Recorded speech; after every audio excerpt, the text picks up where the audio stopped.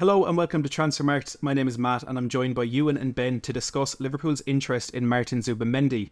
Rumours have surfaced over the last 24 to 48 hours that Liverpool are interested in signing the Spanish midfielder from Real Sociedad, and while at this point there has been no agreement between the clubs, or indeed the player reportedly hasn't given his green light to the move, it is one that Liverpool do look to be trying to get done quickly.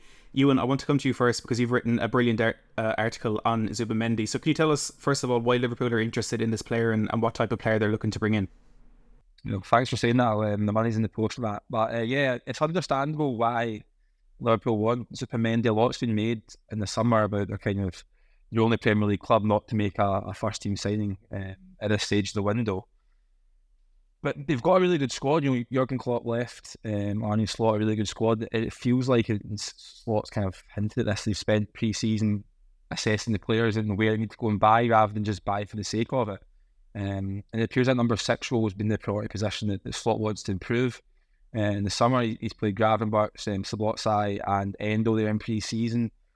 None of them are really a natural number 6. They've also got Alexis McAllister, who's been away with Argentina at Copa America, winning that tournament. He just came back to Melwood to train. He's not been part of the pre-season. So number 6 is a player they want, and they want to improve in that area of the squad. And Zupamendi really fits the type of football that Arne Slot wants to play. He's going to be a lot more possession-based football, as lots of Dutch coaches are.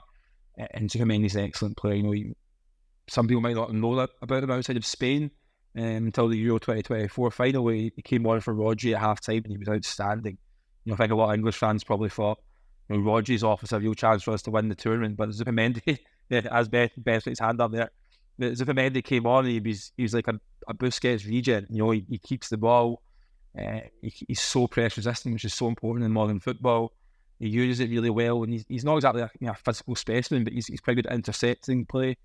I think he's a really, really top player. And in the piece, you obviously can read on the website, Ivan Fuente from our Spanish team said he's the best central midfield player in La Liga, which is no pressure. No pressure at all coming to English Premier League. We'll definitely leave that article linked down in the description below for anyone who does want to check it out. Ben, same to you. What kind of, do you think, what attributes of Zubamendi do you think has made Liverpool decide that he's the one to make him potentially the first signing of the Arne Slot era? Yeah, I think you touched on some of that. He seems, from what I've seen of him, a player that keeps the ball very well, very technical, and also very good at using his body. He's quite small, but he uses it really well, gets his body in between the ball, wins fouls. You can see I think he won more fouls than I think Declan Rice and Rodri last season in the Liga compared to the Premier League.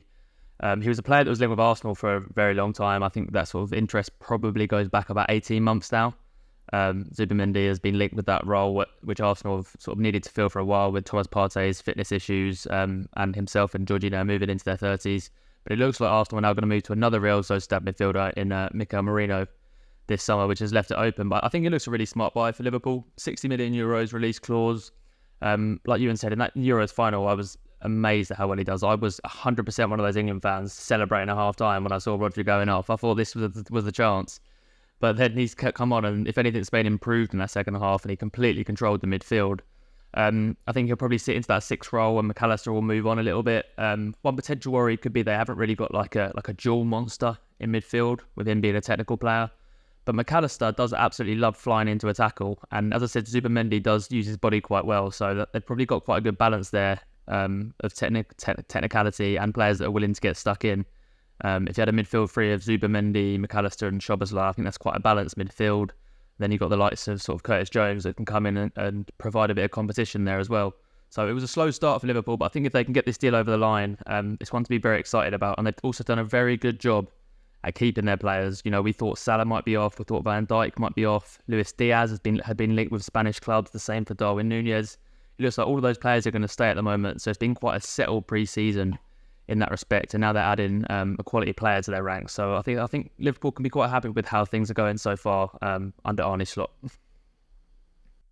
I think this is definitely a deal that could rumble on for a little bit. Liverpool not the only club interested. As you mentioned there, Arsenal have registered an interest, and Manchester United and Barcelona have been mentioned as well. And so far this summer, no one has really been able to turn Zubamendi's head, and he was quoted earlier this summer saying he's happy at Real Sociedad. And you look at their other sales, having already lost Robin Lenormand to Atletico Madrid, and as you mentioned, Mikel Merino potentially on the way out as well. It won't be the easiest deal to get done for Liverpool, but it's one I'm sure they'll be working really hard on. Sticking with you, Ben, looking at Liverpool beyond this signing, do you think there's other work that they'll need to get done to give Slot the best chance in his first season, or do you agree with what you've said earlier, that it is a very balanced, very competent squad he already has?